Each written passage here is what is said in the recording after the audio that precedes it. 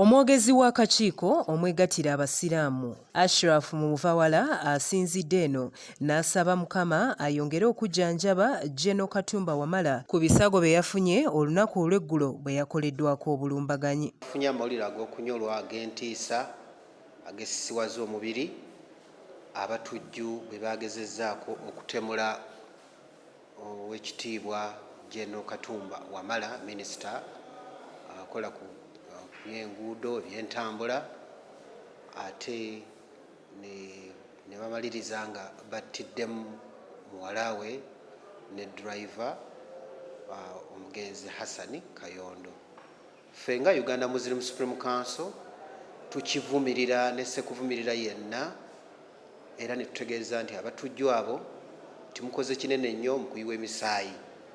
Ono era ategeezezza nga bwe kiri eky'ennaku nti ebikolwa ebifaananako bwe biti bikyagenda mu maaso okweyoleka mu ggwanga lyattu ne biviiramu bannansi bangi okufiirwa obulamu bwabwe, era nga bino tebikomye ku bannamagye bokka n'abapoliisi wabula nga bitwaliddemu n'Abasiraamu ko n'abantu abalala. Wano we basinzidde ne basaba bannansi okubeera obulindaala era bakolere wamu n'ebitongole ebyokwerinda ebitali bimu okulaba nga bafuna abo bonna abazze nga beenyigira mu kumalawo obulamu bw'abantu mu ngeri y'ekyeyonoonere. Bannayuganda bannaffe mwenna tusitukiremu, tutambulire wamu n'ebitongole byonna ebikuuma ddembe okulaba nga abampembe abatujja bafaanana bwe batyo tubawaayo, tubalwanyisa okulaba nga ebikolwa ebifaanana bwe bityo biva mu ggwanga lyattu Uganda.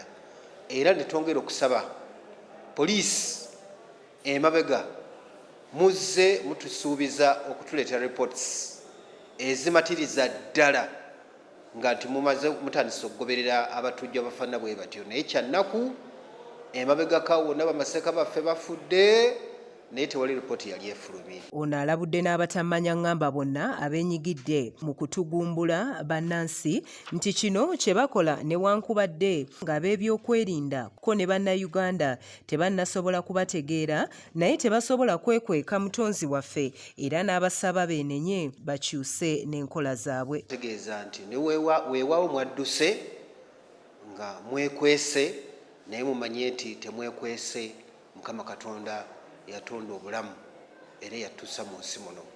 Ffe yatulabula dda mu kitabo ekitukuvu Qur'ani mu ssuula ey'okutaano ndowooza aya ya 32 Katonda atukuutira n'agamba nti wotta omwoyo gw'omuntu omu mu ngeri y'obulyaz'amaanyi mu butuufu ddala oba ngattidde ddala abantu bonna ku nsi kuno kwonna n'obamalako. Muvawala era ayongedde n'asaba Abasiraamu wonna mu ggwanga obuteeraliikirira nnyo olw'embeera efaanana bw'eti mu ggwanga. Ffe tukitegeeza bakuumaddeme banoonyereze bulungi abantu baleme basonga mu lunwe temumukwata Abasiraamu.